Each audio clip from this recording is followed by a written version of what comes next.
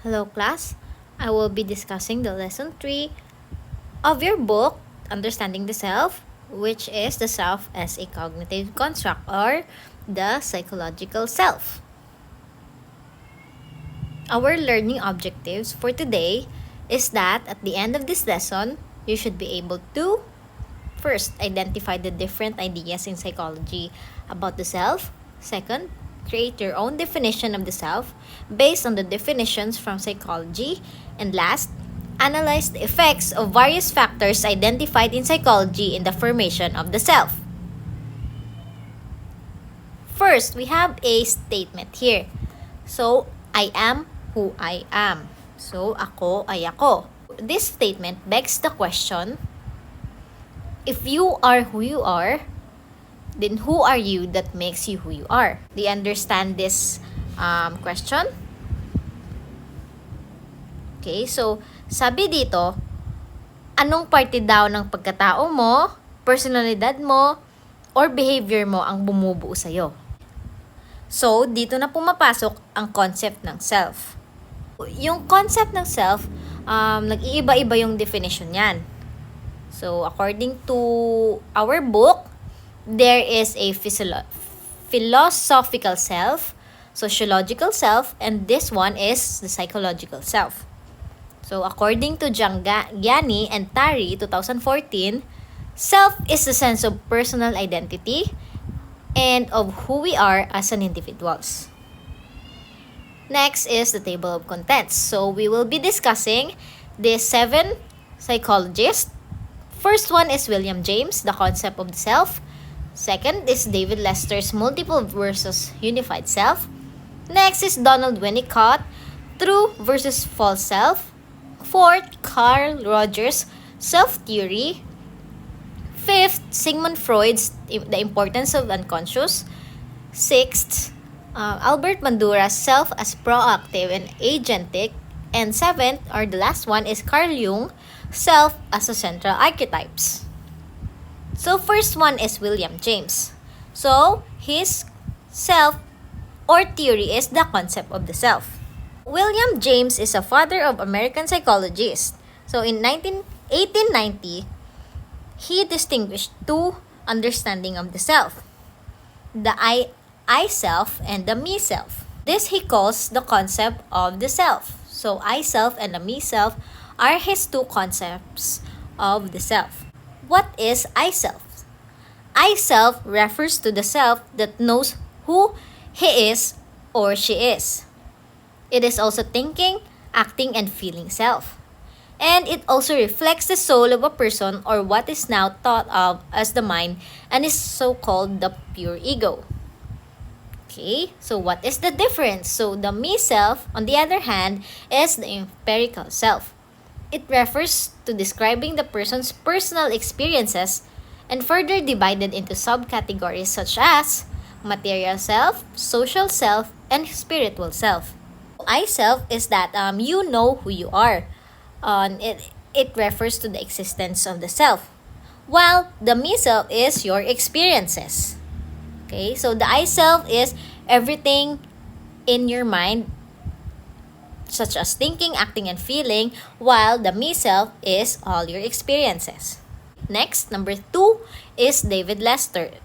David Lester's multiple versus unified self. David Lester is a British-American psychologist, suicidologist, and professor emeritus of psychology at the Stockton University. So for him, it is important to know multiple versus unified self in understanding the self. First, let me discuss what is multiple self. The multiple self is your different identities or your different self. Okay? Next, the construct of multiple selves varies across different roles and relationships. Coping with different selves constitutes a formidable task among adolescents, and these challenges contribute heavily to the young person's struggle for a unified self.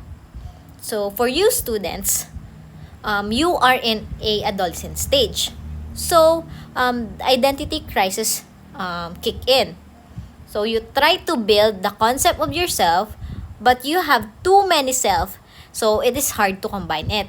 Okay, it's hard to combine your multiple selves. For example, me as a teacher, me as a student, me as a daughter, me as a friend.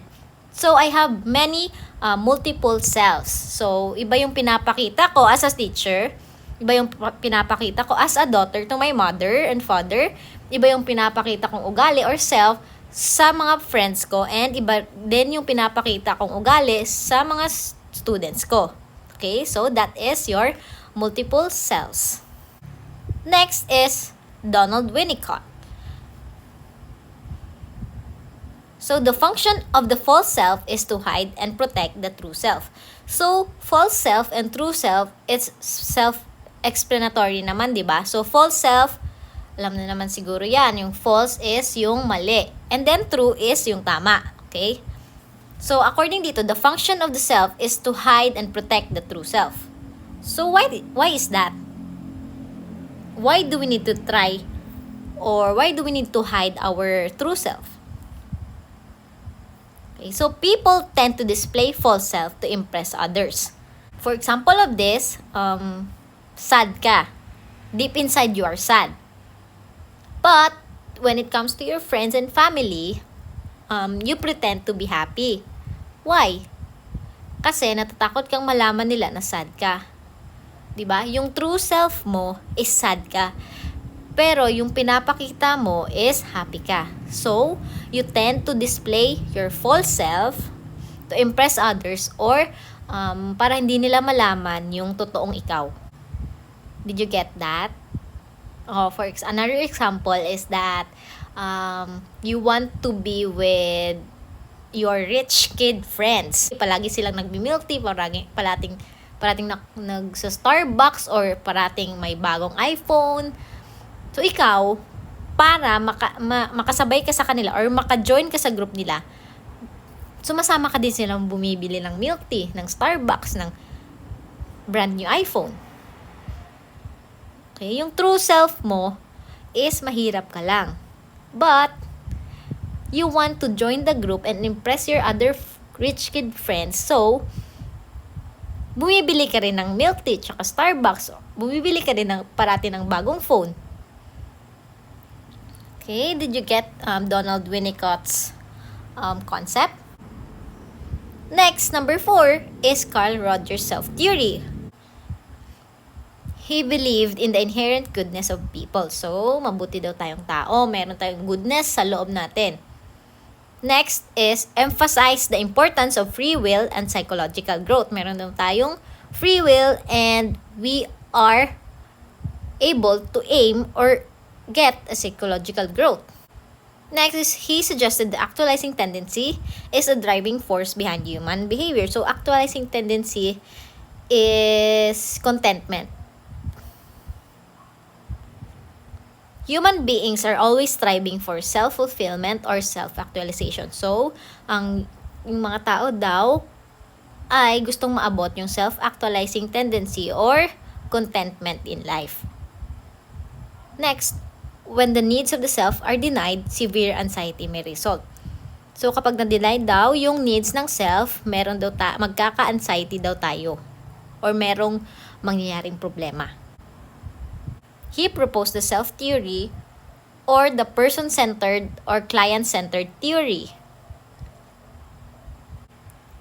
Next, the self-concept.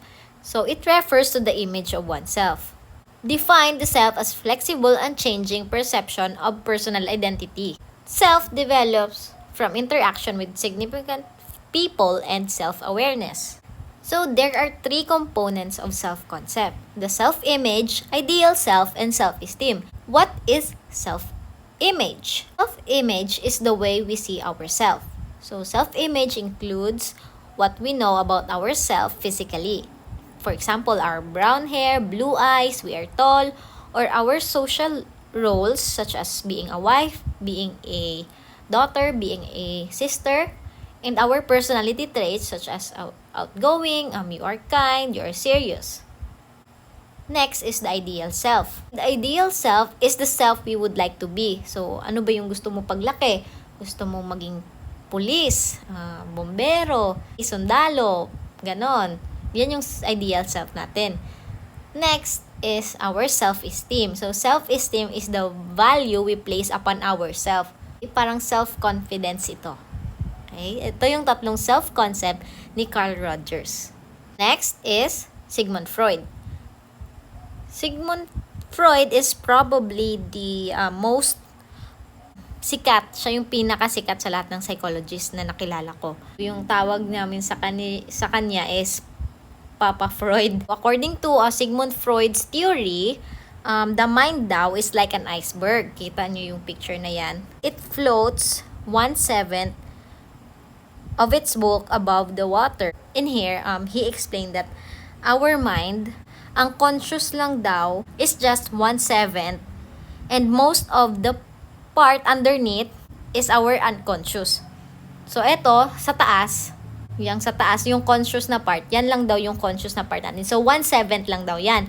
While, most of our mind is unconscious. O, kita nyo yan. Nakalubog daw sa ilalim. So, ito yung pre-conscious. Dito, pwede ditong mag-appear yung dreams. Next is the 3 structures of personality. Di ba nakita nyo dun sa first part yung ego, dito sa may pre-conscious, super-ego, and id. So, we will discuss these 3 structures of personality. So, according to Freud, id is the pleasure principle. Okay, what is that? It is the original system of the personality from which the ego and superego emerge. Next is the ego or the reality principle. So, it is the branch of personality ruled by reality principle and attempts to exert reality-based influence over id and superego. And lastly, superego. It is our moral principle.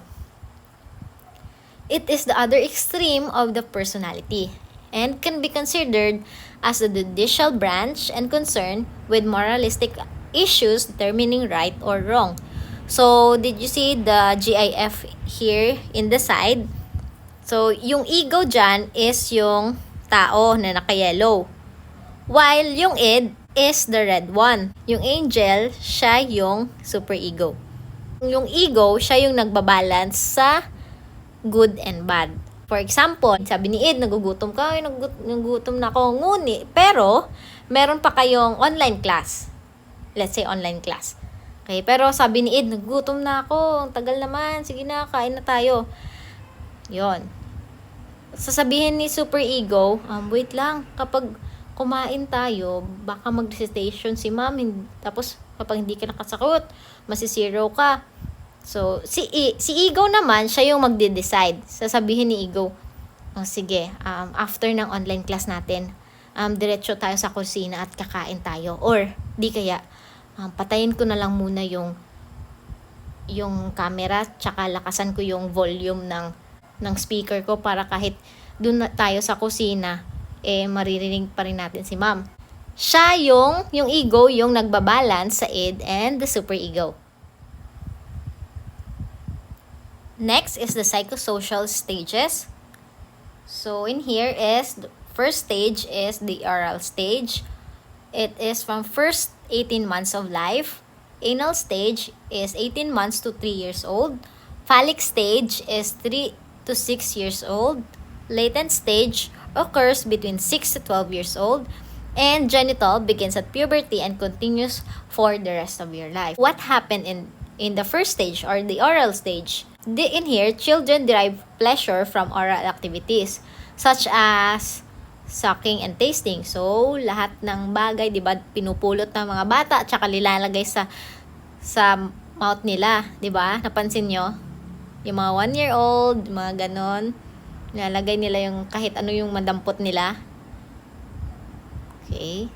That is the oral stage. In anal stage, children begins potty training here. So, yung pagpoop nila or yung pagwiwi nila. Dito yan. Next is the phallic stage. Boys are more attached to their mother while girls are more attached to their father. So, boys attached to their mother, sometimes it is called the Oedipus complex. While girls that is more attached to their father is the Electra complex. Next is the latency stage. Children spends more time and interact mostly with sex peers. So, palagi silang nag-interact sa mga friends nila.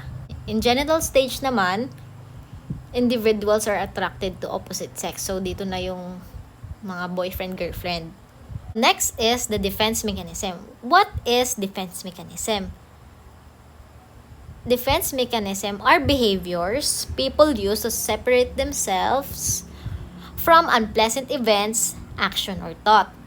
Okay, it is a psychological strategy which will help the people put distance between themselves and threats or unwanted feelings such as guilt or shame. The first one here is denial. Okay, ano ba yung denial? So, it is the refusal to recognize or acknowledge threatening situation. For example, sa love, nag-break kayo ng boyfriend mo. The first stage in grief is denial, di ba? Yung dinideny mo na, hindi pa tayo break. Ganon. Kapag magtanong yung ibang kaklase mo, break na ba kayo ni ganito? Ay, hindi pa. Pero sa totoo, break na pala kayo. Dininay mo lang. So, that is a defense mechanism. And next is repression, an attempt to cope by creating an avoidance response. For example, here is not remembering a traumatic incident you witnessed as a child. So, for example, crime. May pinatay. Tapos yun, rinepress mo lang. Linagay mo yung scene na yon or yung crime na yon or yung situation na yon sa pinakadulo ng utak mo. Parang kinalimutan mo na. So, that is repression. Dito, attempt to cope by creating an avoidance response. You put that unpleasant event or situation sa unconscious mo. Next is rationalization. It is creating false excuses for unacceptable feelings, thought, or behavior. For example, cheating. Sabihin mo, kasi nag-cheat din kasi yung kaklase ko, kaya nag-cheat na din ako. So, you justify your unacceptable behavior. Next is projection. It is an attempt to attribute to another person's own thoughts or feelings. So, in here, for example, ikaw nag-cheat ka or madami kang kabit. Tapos, inuunahan mo yung boyfriend mo na sabihin mo sa kanya, ina-accuse mo siya na cheater ka. Pero sa totoo pala, ikaw pala yung nag-cheat. Okay? You project your feelings or your thoughts towards the other person. Parang inuunahan mo siya, ay, hindi ako yung cheater, ikaw yung cheater. Pero sa totoo, ikaw pala yung cheater. Okay? That is projection. So, defense mechanism din yan. Next is reaction formation. It is a way of coping by creating an extreme emotional response that is opposite of how one actually feels. For example, ikaw na hindi sure sa sexualidad mo or sexuality mo, kung gay ka ba talaga or kung lesbian ka or kung ano pa ba yung mga LGBT terms, hindi ka sure sa sexuality mo. Yung ginagawa mo, nagiging homophobic ka sa LGBT community. Parang yung reaction mo opposite sa nararamdaman mo. Ikaw na hindi ka sure kung lesbian ka ba talaga or bakla ka. Pero, yung mga comment mo sa LGBT community is grabe yung bash mo sa kanila or grabe yung pagka-homophobic mo. Ganon. So, that is reaction formation. So, yung reaction mo is opposite sa nararamdaman mo. Next is regression. So, it is an attempt to cope by moving back to a point in one's development that was less threatening. So, regression is like reverting back to your immature behavior. For example, in this regression is that throwing a temper tantrums as an adult when you don't get your way. So, di ba kapag yung bata tayo, kapag hindi natin nakukuha yung mga laruan or mga candy or mga cheese curls na gusto natin, nagwawala tayo, di ba? Pero ikaw, adult ka na, tapos nag-regress ka, nung hindi mo nakuha yung gusto mo, nagwala ka or nagtantrums ka na parang bata. Parang ganon yung regression. So, it is a defense mechanism. Next is sublimation, replacing socially unacceptable impulse with socially acceptable behavior. For example, in here, mahilig ka makipag-away. Yan, suntok dito, suntok doon, basag ulo dito, basag ulo doon. Yon. Tapos, dahil sa sobrang basagulera mo, nag-join ka ng boxing. Replacing socially unacceptable impulse with socially acceptable behavior. 'Di ba? Socially accepted yung boxing. So, yun, nanalo ka pa. Naging world champion ka pa. Okay, that is sublimation. 'Di ba? Nakakatuwa. Next is displacement. Redirecting unacceptable feelings from the original source to a safer substitute. For example, binigyan ka ng 0 ng teacher mo or pinahiya ka niya sa klase. Pag-uwi mo or pag-off-cam mo, inaway mo yung kapatid mo. Siyempre, hindi mo maaaway yung teacher mo. Teacher mo yun eh. So, sa kapatid mo na lang, redirects yung galit mo. You are redirecting unacceptable feelings from a safer target. Parang ganun yung displacement. You displace your anger towards a safer substitute, which is your sister. Next is identification. It is incorporating personality characteristics associated with someone else into your own personality in order to deal with specific situation. So, for example, adolescent talks and acts similar to a teacher she admires. Another example is a hospitalized teenager decides she wants to become a nurse. Yung parang na-inspire ka ng ibang tao. So, gusto mo din maging kagaya nila. That is identification. Next is fixation. An attempt to avoid new responsibilities. A person can avoid growing up and fixate or stand still in terms of development. So, that is the defense mechanism of Sigmund Freud. Our next psychologist is Albert Bandura. His concept is self as proactive and agentic. He is a Stanford Binet psychologist and a Canadian psychologist as well. So, he views people as agents or originators of experience, not just reactive.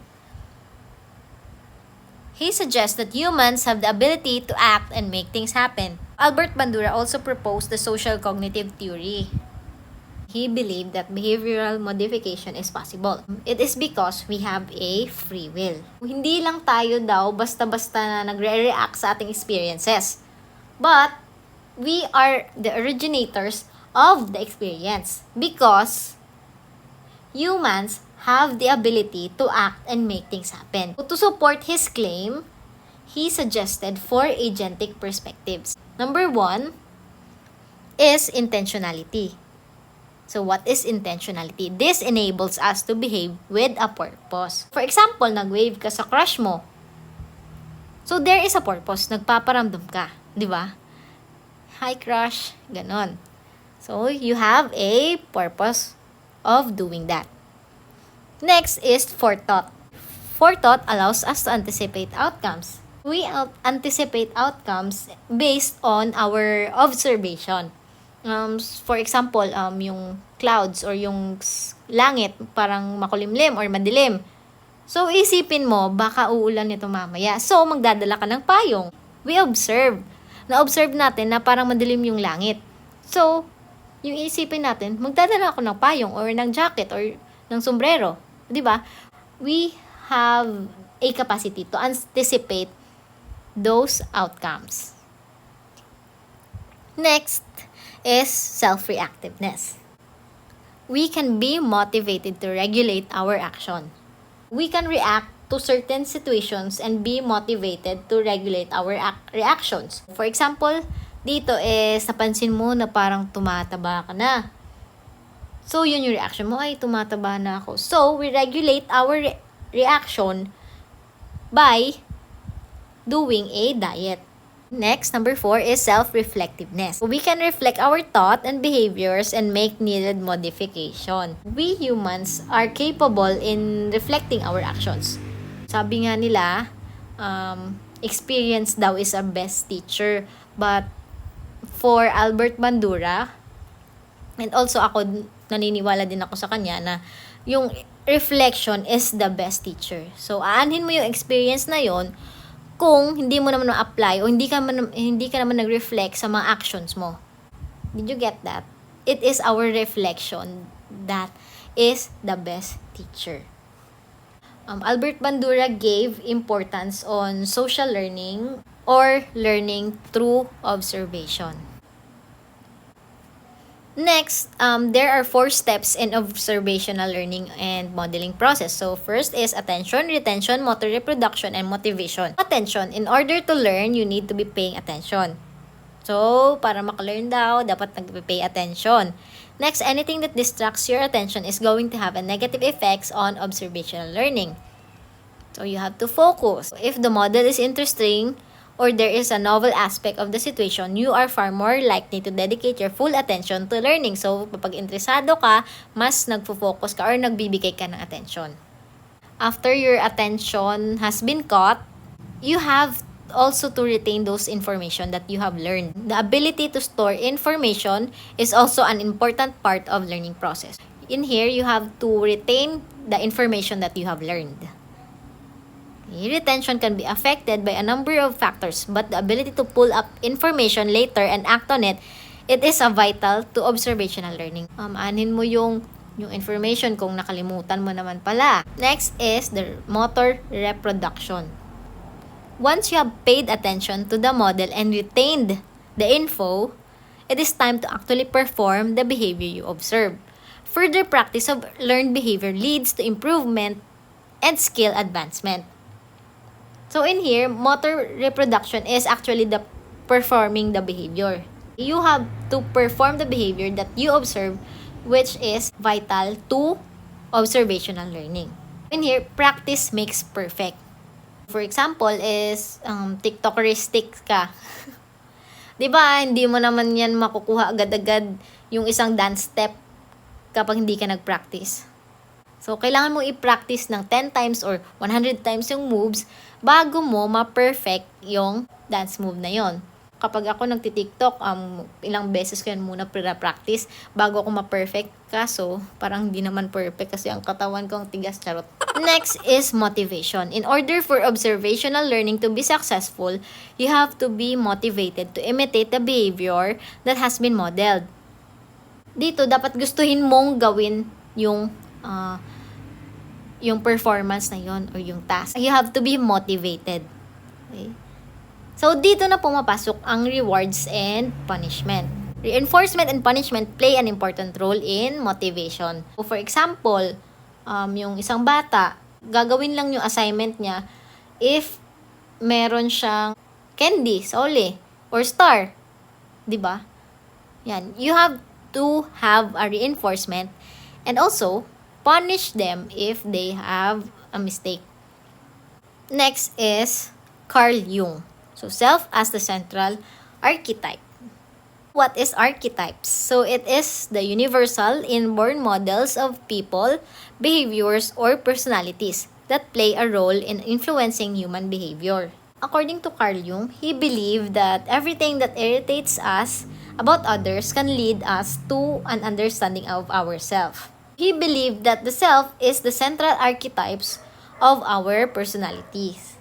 And he was also able to identify major archetypes of personalities. These are the 5 archetypes: the persona, shadow, anima, animus, and the self. First is the persona. One's public personality or masks one's social role. Persona in Latin means mask. Persona represents all the different social masks we wear among various groups or situation. For example, when you're with your friend, you are a jolly person. When you're with your boyfriend, you are a sweet and caring person. When you're with your enemy, you are masamang tao ka. You wear a mask, a different mask on a different basis or your different social roles. With different sets of people and situation, we wear a different kinds of mask. Next is the shadow or one's dark side, parts of ourselves that we dislike. Your shadow is the things that we don't want or like about ourselves. For example, you want to cheat but you know na mali. So, that part of you is you dislike. Next is the anima and the animus. So anima is the female archetype or the feminine side, while the animus is the male archetype or the masculine side. This anima and animus represents the true self rather than the image we represent to other. This anima is for the boys, while animus is for the girls. Napansin nyo yung mga lalaki, parang feminine siya gumalaw, parang girl, pero totoong lalaki sila, 'di ba? Yun. Dito naman sa animus, parang boyish siyang gumalaw, pero totoo silang babae. Kasi meron tayong masculine side and feminine side. Okay? Yan yung animus and anima. Next is self. It is the central archetype of personality. It represents the wholeness. So, dito, pinagsama na yung apat na to, yung persona, shadow, animus, and anima. Next, aside from that 5, there are other archetypes. So, the first one is the father or authority figures turned powerful. Next is the mother figure or nurturing, comforting. Child, longing for innocence, rebirth, and salvation. Whilst old man, guidance, knowledge, and wisdom. The hero, champion, defender, and rescuer. The maiden, innocence, desire, and purity. And the trickster is deceiver, liar, and troublemaker. Okay, that will be the end of our discussion for lesson 3. I hope you learned something.